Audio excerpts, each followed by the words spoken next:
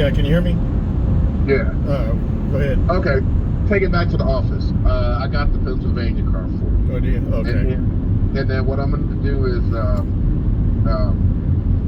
and actually, if you could just do one favor for me. Yeah, that's fine. Call the dude in Wisconsin and let him know that we got to take it to the dealership because it's having some issues. Yeah, Okay. and also let you know, I'm driving the car and it's 103 now, and and I'm not saying it's a problem, but you can tell the AC is cold, then it goes slightly warmer, kind of like what it was doing before, and it dropping down. And somebody else may get in the car, and because it's cool, that's all they see, but I can perceive the difference. And no, that's fine. And basically, my issue, and this is what I told Johnny, I was like, if we're gonna put it on the road and it blows up, I want someone else to have made that call and put it on the road. You know what I'm saying? Gotcha. I don't want somebody to try to say a Serta screwed up because we put a defective car on the road. So that's why I'm going to put it back in the AC's lap. I told Johnny, I was like, we're gonna bring it to you, and then I'm gonna have the AC, verify what she wants us to do. And then if she says, nah, just take it and deliver it as is, and when it breaks down somewhere in between here and there, that's on them. Right. For telling us that. And also too, man, just so you know, I'm driving the car, right? It got checked out, and I would be curious as to if it was taken back in, if it would show anything going on internally that we can't see since I picked the car up. You know what I'm saying? Like, it's under a stress test right now at 103 degrees. What is going on in the system that might show an issue or no issue? And I'd hazard to guess that maybe if it was taken back to a dealership, would there be another telltale sign of pending Which issues? Which dealership did you take it to? That would be the I should know it by heart, man. It was a great dealership. Chapman Ford. Chapman Ford in Scottsdale. Okay. That was the closest dealer to me, and their customer service is ridiculous, and their reviews are just top notch. That was another thing too, man. It's a hell of a dealership. That's a great dealership to go to. Not that you care or I care as far as that goes, but just saying, I thought I had it in the hands of the best according to all the reviews I saw. But anyways, it was the closest one to me. You know where I stay at in Tempe. Obviously, it's the closest one to me. Yeah. Yeah. So, but a great dealership though. And if you need to talk to anybody, the guy's card, I sent you an image of his card, Wesley, Daryl Wesley. You can tell him me and you are tight, and if there's anything he wants to share with you, he can say, yeah, man, we did what we could, and yeah, there's codes there, and all we can do is do X, Y, and Z. I mean, he'll tell you what he told me. He's straightforward. No, I got you. Yeah. But I think you're right though. Let somebody, as they say, higher pay grade make that decision. Yeah, definitely. Yep. So, all right. Well, I'm on the way. I'm almost there, man. I'm 8 minutes away. Okay. All right. Man. Let me get you paid on this one. Okay, man. Thanks. I appreciate it. All right. No problem. All right. Bye.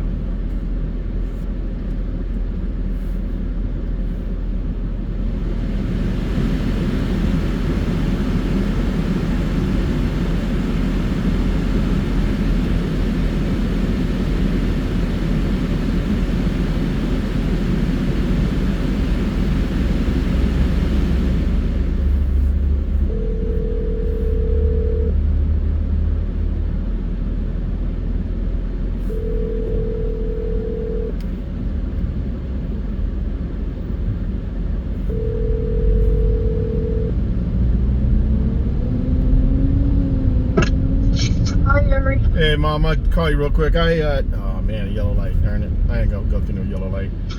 Hey, I'm glad I didn't. It became red for everybody else. So anyways, I'm over here in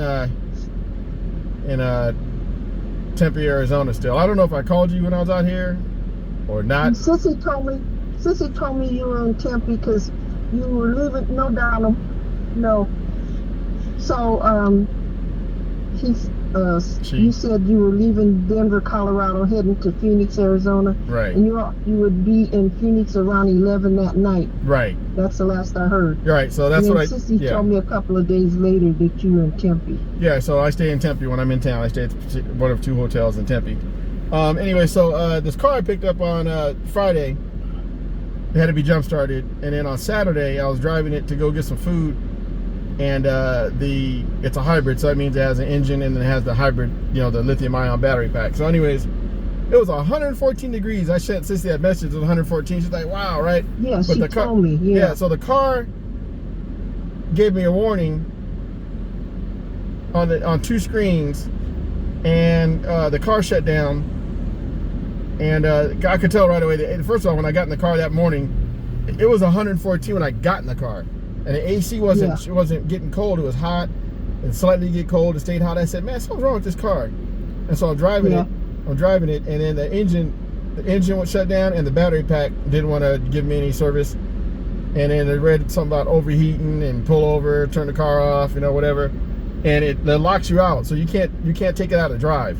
It's a knob. I don't know if you see some of these Fords, they got a knob you turn instead of a shifter. Okay, so it's got a knob, and it locks you out, and you can't take it out of drive. I mean, you can't take it out of park. So it locked in park, and wouldn't let me do anything, and I kept cycling the start button. And then after about 10 minutes, and no, mind you, I have no phone on me. Yeah, I don't think I have my phone. I have my phone on me. It's hot, and I'm on the side of the road, and there's no what do you call it? Emergency. What do you call it? Emergency. Turnouts. Yeah. It's all lanes. There's no emergency area, so I'm blocking the slow lane. Yeah. I got my flashers on. Yeah, you're over as far as you can. Yeah, but I'm in the way. Yeah, I'm in the way anyways, right? So, wow. Yeah. So anyway, so the car's sitting there. I'm trying to start the car. No shoulder. Yeah, and you can't tell and the car doesn't start like a typical car because the engine doesn't need to turn on unless it's under a load, like the AC is on or the heater is on, and then it might come on at that point. But it's on because remember, it's electric and gas. So the only time it needs to give you engine power is when you're accelerating, not when you're at a rest or at a stop, Yeah. So anyways, the car finally got to the point where I could hear the engine come on and move it out of park into drive. And then I drove back to the hotel. But anyway, so I had to take it to the dealership. So that means I had to wait all the way till Monday.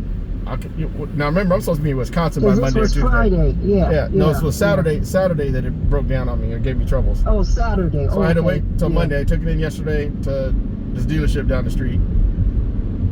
And the guy let me see the codes that showed that the car had nothing, that the car had internal messages that there were nothing but problems, but not a problem enough to where it triggered a code for a customer to see on the dash to take it to the dealership. It just showed what they call health check codes that showed a bunch of issues. He let me see it on the screen. It was a bunch of them too, and things that corresponded with what I determined to be consistent with the problems I had. So anyways, they had the car, they put like 40 miles on it. They couldn't replicate my situation because it wasn't hot yesterday. It was actually way cooler. And so everything checked out, and they gave me the car back today. But I think this guy, and like he said, we couldn't replicate the problem doesn't mean it doesn't exist. But there's I'm thinking there's some kind of trigger when the car gets hot in this kind of weather, and something goes wrong. So there might be a defect in this car somewhere that is only triggered by hot weather under the right conditions. And anyways, make a long story short, I talked to my dispatcher about it, and he said, do you want to take the car up there? He goes, because let's talk about it. And I said I want to take the car because I said I got paid on this run, and I don't want to lose any money by getting taken off and get a lesser run and have money deducted. I said selfishly, yes, I want to take it, but I don't want to be a victim of circumstance again. A problem, yeah. Right. And I said, so money wise, yes, I want to take it. If I wasn't going to lose any money, no, I'd like to leave it. And customer service wise, I'd like to leave it. And for the sake of us knowing that we know there's a problem, I'd rather somebody else higher up the food chain say, we'll let the car go. And then that way, that person who made that decision could take the heat for it. I don't want to take the heat for it and go, oh, well, yeah, I think it's okay. And I don't think it's okay. He doesn't think it's okay. So he just called me before you called me and said, man, go ahead and take it back to the yard. He goes, I'm gonna let somebody up higher up the food chain make that call. And if they make the call and the car blows up, that's on them. Yeah. I said, that's right. I said, that's exactly what I want to hear. But you won't get paid your full amount of money. No, he's giving me another car. He's going to Pennsylvania, so I'm actually going to make more money. I'm not losing any money. I'll actually gain a couple of bucks. The only thing is I've lost money by sitting, hotel, and all that kind of stuff. Staying in Tempe. So I lost money by not being on the road moving. But this run does give me more money because instead of going to Wisconsin, it's going to Pennsylvania, which is farther away. Yeah. Okay. Yeah, and then he called me. He was Yeah. mad. The first call he made to me this morning wasn't even about me. It was about John Lewis. He called me. He goes, man. He goes, he said something funny. I said, what, man? You about to tell me something I should know? He goes, I don't put John's business out there, but this is the S I'm talking about. He always claims he's a good driver, and we all know that he's not that great of a driver. He thinks of himself too highly. I said, what do you do? And he told me what he did. You know, he drove a car all the way to North Carolina for a customer, and he had 4 days to call the customer, and he called the customer 10 minutes before she was supposed to get the car. You can't put man. The customer complained. Yeah. She complained up the chain. It's like, hey, how do you call somebody 10 minutes before you're supposed to receive a car? That's not something you do lightly. That's something you make plans for a day in advance at least. Oh yeah, right. Oh, she was hot. She was hot. She was mad. John's and my boss was like, so who got the message? Did it come to you directly? He goes, no.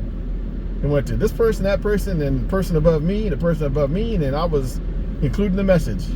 He goes, I need to shut John down because John likes to tout his abilities, and and we all know that we've seen the evidence that maybe he needs to quit bragging.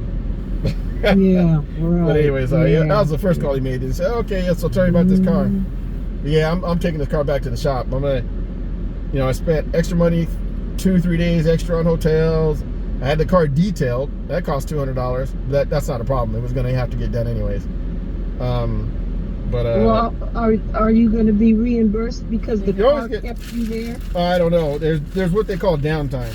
So I don't think I'm going to get downtime. Yeah, but I like to get it wasn't your fault. It sure in the hell wasn't my fault. That's right. So. Did you call Evans and wish him a happy birthday? No, I just texted him. I didn't call him. Oh, okay. Yeah, I see. Know. But he wasn't home, and yeah. No, he sent me text where he was at. He was at an event, an automotive event. San Jose, yeah. So, yeah, man. So I'm gonna settle this thing out with my boss. I'm gonna do my expenses and see if he can fight for me to get my money, or something. Yeah, because I think somebody should. Yeah, because I you know, if the car was working properly, I wouldn't incur any expenses. Yeah, I could have been on the road. Right. Yeah. Yeah. I could have been on the road making that money. So